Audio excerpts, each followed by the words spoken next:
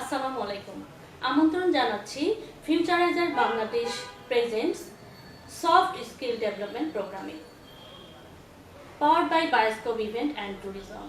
সাথে আছি আমি রূপা আহমেদ এবং আমাদের বিশেষ অতিথি হিসেবে আজকে উপস্থিত আছেন বাংলাদেশের জনপ্রিয় একজন মোটিভেটরি স্পিকার ডক্টর আলমাসুর রহমান স্যার। আপনাকে অনেক ধন্যবাদ আমাদের প্রোগ্রামে আসার জন্য। অনেক ধন্যবাদ, থ্যাংক ইউ আমাকে আমন্ত্রণ জানানোর জন্য। আমাদের আজকের বিষয় আমি পারি, আই ক্যান, অথবা বলতে পারেন মানুষ যখন কোনো কিছু করতে চায়, স্বপ্ন দেখে যে জিনিসটা আমি করবো, কিন্তু সাবকনসিয়াস মাইন্ডে যখন চিন্তা করে যে আমি বোধহয় পারবো না, এটা বোধহয় আমার পক্ষে সম্ভব না, তখন আমাদের ব্রেনের একটা বিষয় রয়েছে যে আমাদের ব্রেন আমার ভাবনাটাকে রিসিভ করে সত্য মনে করে। বলে না, রিয়েলিটি আর ইমাজিনেশনের পার্থক্য ব্রেন করতে পারে না। তুমি জানো, আমি জানি যে এটা it is real, it is imagination. এটা বাস্তব এবং এটা স্বপ্ন, দুই জিনিস। এটা বাস্তব রিয়েলিটি, এটা ইমাজিনেশন কল্পনা। কল্পনার মধ্যে কল্পনা নাই, বাস্তবতা আছে, রাইট? কিন্তু ব্রেন মনে করে দুটোই একই জিনিস। যেমন যে সত্যিকারের মৃত লাশ দেখলে আমরা কাঁদি, সত্যিকারের লাশ দেখলে কাঁদি, আবার সিনেমার পর্দার কল্পনার লাশ দেখলেও কাঁদি। কিন্তু ওই সব পর্দার লাশটা তো কল্পনা, এটা তো রিয়েল না। কিন্তু ব্রেন মনে করে ওটা রিয়েল লাশ, ফলে আমরা দুটোই কাঁদি, দুজনেই কাঁদি, রাইট? তো সুতরাং আমরা স্বপ্নের মধ্যে ভয় পাই কেন? কারণ স্বপ্নটাকে আমার ব্রেন মনে করে রিয়েল, ফলে স্বপ্নের মধ্যে আমরা লাফ দিয়ে উঠি, ভয় পাই, হাঁপাতে থাকি, রাইট? তাহলে আমি সফল হতে চাই, আমি ভাবছি, কিন্তু মনে মনে আমি ভাবছি যে এটা পসিবল না, তখন আমার কি হবে? ব্রেন মনে করবে ওটাই ঠিক। This is dangerous. এটাকে বলে সেলফ কনফিডেন্স। মানে আমি পারবো, পারবো মানে আমি সবসময় পারবো, মানে আমার মনের মধ্যে আমি যে বলেছি পারবো, এটা আমার সাবকনসিয়াস মাইন্ডও মনে করতে হবে, যে কোনো মানে আমার স্বপ্নে শয়নে সবসময় মনে করতে হবে পারবো মানে পারবো। This is call self confidence. কয়েকটা এক্সাম্পল দিলে তুমি বুঝতে পারবে। যেমন এই মোহাম্মদ আলী, সর্বকালের সর্বশ্রেষ্ঠ মুষ্টিযোদ্ধা, রাইট? তিনি কি বলছে জানো? উনি বলছেন যে আমি যখন মনে করতাম যে আমি গ্রেট, আমি সেরা বা আমি মহান, তখন কিন্তু আমি সেরা ছিলাম না। কিন্তু আমি মনে করতাম আমি সেরা, কিন্তু তখন আমি মোটেও সেরা ছিলাম না। কিন্তু আমি মনে করতাম সেরা, আমি সেরা হয়েছি। Thought become things. ব্রেন তো জানি যে আমি হয়ে গেছি, ব্রেন তো বোঝে না যে হয়নি। ফলে আমি যখন চেষ্টা করি উদ্যোগ নিই, হ্যাঁ, ব্রেন তো মনে করে হয়ে গেছি, কিন্তু আমি তো হইনি। যখন আমার চেষ্টা থাকবে, উদ্যোগ থাকবে, তখন ওটা বাস্তবায়ন হবে, ম্যাটেরিয়ালাইজেশন হবে। আমি আরেকটা এক্সাম্পল, এই মোহাম্মদ আলীর কথাই বলি, সর্বকালের সর্বশ্রেষ্ঠ মুষ্টিযোদ্ধা। তিনি মঞ্চে গিয়ে কি বলতো জানো? উনি মঞ্চে কি বলতেন? No one better than me, I am the champion. বর্তমান সময়ে আমার মতন শক্তিশালী কেউ নাই, আমি চ্যাম্পিয়ন। মঞ্চে গিয়ে কেন বলতেন?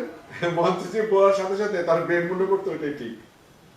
পুরো বডিটার ওই শক্তিতে জাগ্রত হতো। This is call self confidence. আরেকটা এক্সাম্পল, সবচেয়ে প্রথমে যিনি মাউন্ট এভারেস্টে উঠেছিলেন বা বিজয় অর্জন করে, তার নাম হচ্ছে এডমন্ড হিলারি, 1953। তো একজন সাংবাদিক তাকে প্রশ্ন করেছেন যে আপনি হলেন প্রথম মানুষ যিনি পৃথিবীর সবচেয়ে উঁচু জায়গায় উঠেছেন, পৃথিবীর মধ্যে সবচেয়ে উঁচু জায়গায় উঠেছেন।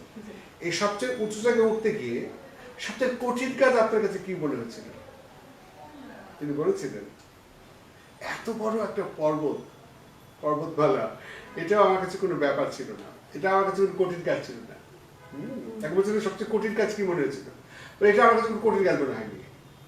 ওই যে বরফ ভেঙে ভেঙে পড়ছে, এটা আমার কাছে কোনো কঠিন ব্যাপার ছিল না, ওটা অতিক্রম করা। এই যে অন্যদিকে হয়তো তুষারপাতের মতো কিছু একটা হচ্ছে, এটা আমার কাছে কোনো কঠিন কাজ মনে হয়নি। আমার কাছে সবচেয়ে কঠিন কাজ মনে হয়েছিল যে এটা যে আমি পারবো,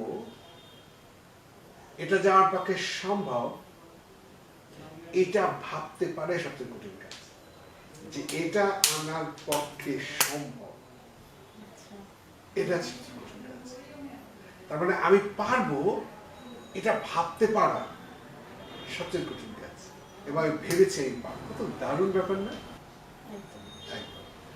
তো সুতরাং একটা মানুষকে এই সকল বাধা অতিক্রম করা কোনো ব্যাপারই না, সে যদি তার আত্মবিশ্বাস থাকে, সেলফ কনফিডেন্স। ইয়েস, আমি যদি আর একটা, যেমন আমি সৌরভ গাঙ্গুলির একটা উদাহরণ দিই।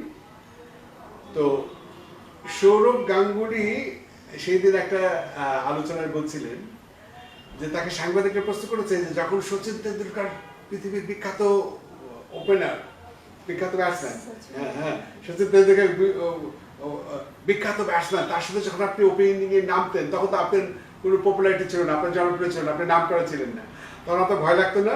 এটা কি সৌরভকে জিজ্ঞেস করেছে যে সচিনের সাথে তেন্ডুলকরের সাথে আপনি ওপেনিং এ নামতেন, তখন আপনার ভয় লাগতো না যে আপনি তখন নাম করেন, এত বড় বিখ্যাত একটা ব্যাটসম্যানের সাথে আপনি নামছেন, আপনি ভয় পেতেন না, ঘাবড়াতেন না?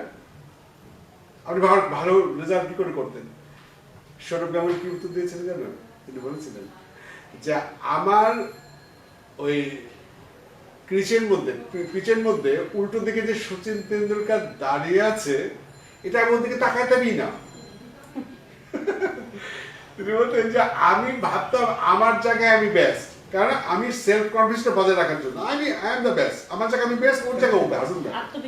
হ্যাঁ, এমন এই সৌরভ গাঙ্গুলি বলছেন যে যেই দিন রাতের বেলা হোটেলে ঘুমানোর সময় আমি মনে মনে ভাবতাম যে কালকে বোধহয় দিনটা আমার ভালো যাবে না, ম্যাচটা বোধহয় ভালো হবে না, বোধহয় আমি আউট হয়ে যাবো, ওইসব অধিকাংশ ম্যাচে আমি আউট হয়ে গেছি। কিন্তু যেই দিন রাতে, সৌরভ গাঙ্গুলি বলছেন যে যেদিন রাত্রে আমি ঘুমানোর সময় ভাবতাম যে কালকে আমি একদম সেঞ্চুরি করবো, বেস্ট করবো, ওইসব দিনে আমি বেস্ট করেছি। ব্রেন কি বিশ্বাস করেছিল এটা হবে, এটা হবে, ব্রেন মনে করছে ইট ইজ পসিবল, ব্রেন মনে করছে ইয়েস। তাহলে ব্রেন, আমাদের পুরো বডিকে কে চালায়? আমাদের ব্রেন তো চালায়, রাইট? আমার হরমোন সিক্রেশন, আমার বডির স্ট্রেংথ, তাই না? তাহলে ব্রেন মনে করছে এটা পসিবল, তাহলে পুরো বডিটা পসিবল হয়ে গেছে। কিন্তু যেদিন সে ভেবেছে কালকে দিনটা খারাপ হবে, তার ব্রেন কি বিশ্বাস করেছে আসলে ভালো হবে না, তাহলে আমার পুরো বডিটা কাজ করবে, এবং সত্যি সেদিন খারাপ হয়েছিল। কি দারুণ না? This is call self confidence. কোনোভাবে আমার আত্মবিশ্বাসকে হারানো যাবে না যে কোনো কাজে। দেখো একটা জিনিস তোমাকে বলি, একই যোগ্যতায় তারা দৌড়াচ্ছে, দুজনে একই যোগ্যতায়, তা একজন ভালো করছে খারাপ করছে কেন? যখন একজনের মনে হবে না যে আজকে বোধহয় ওই পারবে, আমি পারবো না, বা আজকে বোধহয় আমি পারবো না, তো পুরো বডিটা অ্যাকশন করবে না। সর্বক্ষেত্রে, আমাদের যে কোনো ব্যবসার ক্ষেত্রে, যে কোনো প্রতিযোগিতার ক্ষেত্রে, যে কোনো ক্ষেত্রে আমার ইমাজিনেশন, আমার ভাবনা যদি নেগেটিভ হয়, তাহলে আমার ব্রেন এটা নেগেটিভলি রিসিভ করবে, আমার পুরো বডি অ্যাকশন করে যাবে। তাহলে আমরা আজকে এখান থেকে কি শিখলাম? আমরা এখানে ব্যাপক আলোচনা করতে পারতাম, আজকে অনেক আলোচনা করতে পারতাম। এই যে আমরা শিশুদেরকে ছোটবেলা থেকে বা আমরা বাবা মারা মানে ভালো বলতে গিয়ে বলি কি তোকে দিয়ে হবে না, তোর দ্বারা সম্ভব না, তুই একটা গাধা, তুই একটা বোকা। আমরা যদি বাচ্চাদেরকে এইভাবেই সবসময় বলতে থাকি না, তাহলে বাচ্চার ব্রেন কি মনে করবে? আসলে আমি পারবো না। তাহলে আমাদের উচিত কি? আমাদের সন্তানদেরকে কি বলা যে তোমার পক্ষে সম্ভব, তুমি পারবে, তুমি জিনিয়াস, তুমি ব্রিলিয়েন্ট। এটা যতবার বলবো, বাচ্চা যতবার সেটা বিশ্বাস করবে, ওর পক্ষে এটা possible. Never thought negative. Last কথা বলে আজকে আলোচনা শেষ করছি। এই যে bulb Jack Thomas Alva Edison, উনি যখন শিশু ছিল তখন উনি কানে কম শুনতেন, একবার জ্বর হয়ে বোধহয় কানের সমস্যা হয়েছিল, কানে খুব কম শুনতেন তিনি। তো একদিন স্কুলে গেছে, ভর্তি করেছে প্রাইমারি স্কুলে, সেখানে তার শিক্ষক কিছুদিন পর একটা চিঠিতে পাঠিয়ে দিয়েছে। তো ও তো ছোট শিশু, ও তো কিছু বোঝে না, শিশুটা চিঠিতে মা তোমাকে শিক্ষক চিঠি দিয়েছে। তো মা ও চিঠি করে কাঁদছে, হ্যাঁ। তো ওই সিলভার বলছে মা তুমি কাঁদছো কেন? তো বলছে বাবা এই চিঠির মধ্যে কি লিখেছে তোমার শিক্ষক জানো? বলছে তুমি এত জিনিয়াস, এত ব্রিলিয়েন্ট, যে এত ব্রিলিয়েন্ট জিনিয়াস ছেলেকে তারা ক্লাসে রাখতে পারবে না, কারণ অন্যরা তো তোমার তো ব্রিলিয়ান্ট না, তো বলেছে তোমাকে অন্য স্কুলে ভর্তি করতে। তো তুমি বাবা চিন্তা করো না, আমি তোমাকে পড়াবো বা একটা শিক্ষক রাখবো, তারপরে তুমি চিন্তা করো না, কারণ তুমি খুবই ব্রিলিয়ান্ট, খুবই জিনিয়াস। কিন্তু আলভা এডিসনের একটা বিশেষ গুণ ছিল, তিনি প্রচুর গভীরভাবে ভাবতে পারতেন, খুব মনোযোগ দিয়ে পড়তেন, খুব গভীরভাবে ভাবার তার ক্ষমতা ছিল। তো উনি স্কুল বয়সেই কলেজের বই পড়া শেষ করে ফেলেছে, এত সে ব্রিলিয়ান্ট ছিল। এমনকি যখন বড় হলেন তিনি, তার মধ্যে 1000-এর বেশি তার প্যাটেন্ট আছে, আবিষ্কার আছে, বুঝতে পেরেছো? 1000-এর বেশি তার আবিষ্কার আছে।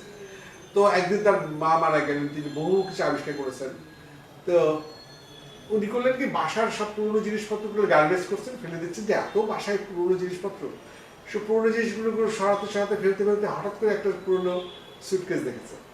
তো ভাবছে এটার ভিতরে কি আছে, দেখি চেক করি, দেখেছে একটা ওই চিঠিটা। তো তখন তো মনে পড়লো যে এই চিঠিটা পুরো মা কেঁদেছিলেন ছোটবেলায়। তো আলভা এডিসন সিলভা ওই চিঠিটা পড়লেন। যখন তিনি চিঠিটা পড়ছেন তখন তিনি কাঁদতে শুরু করেছেন। যে চিঠিটা পড়ে তার মা কেঁদেছিলেন একদিন শিশুবেলায়, আলভা দেখেছিলেন যে মা কাঁদছে, ওই চিঠিটা এতদিন পর তিনি বিখ্যাত হওয়ার পরে সেই চিঠি পড়ে তিনি কাঁদলেন। কারণ তিনি দেখছেন চিঠির মধ্যে লেখা আছে একেবারে উল্টো কথা। তার মা কি বলেছিলেন, বাবা চিঠির মধ্যে লেখা রয়েছে তুমি জিনিয়াস, তুমি ব্রিলিয়ান্ট, তোমার মতন জিনিয়াস ব্রিলিয়ান্ট ছেলেকে, ছাত্রকে তারা স্কুলের ক্লাসে রাখতে পারছেন না। কিন্তু সে আজকে পড়ে দেখে সেই চিঠির মধ্যে লেখা, আপনার ছেলে কানে শোনে না, আপনার ছেলেকে আমরা ক্লাসে রাখতে পারছি না, তাকে ডাক্তার দেখান। সে সিলভা এডিসন কাঁদছে আর ভাবছে, মা যদি এই চিঠিটাই আমাকে পড়ে শোনাতেন, তাহলে আজকে আমি পৃথিবীর অন্যতম একজন সেরা আবিষ্কারক হতে পারতাম না। মা আমাকে চিঠিতে বলেছিলেন, আমি বিশ্বাস করেছিলাম সেটা। মা বলেছিলেন, you are a genius, you are a brilliant. আর আজকে আমি সফল হয়েছি, কারণ আমি সেটাই বিশ্বাস করেছি। Think always positive. আমি যদি বিশ্বাস করি আমি পারবো, আমার পক্ষেই সম্ভব, তাহলে সমস্ত বাধা এমনিতেই অতিক্রম হয়ে যাবে। আমার সমস্ত কাজের পেছনে থাকতে হবে আমার আত্মবিশ্বাস। আমি পারি, আমি পারবো, আমার পক্ষে সম্ভব। ধন্যবাদ ডক্টর আনোয়ার রহমান। সুপ্রিয় দর্শক, আমরা অনুষ্ঠানের একদম শেষ প্রান্তে চলে এসেছি। সবসময় প্রশ্ন করবো যে আমরা পারি, আমরা পারবো, তাহলেই কিন্তু সফলতা সম্ভব। পরবর্তী এপিসোড দেখার আমন্ত্রণ জানাচ্ছি। আজকের অনুষ্ঠান এখানে শেষ করছি। Thank you very much. আল্লাহ হাফেজ, আসসালামু আলাইকুম।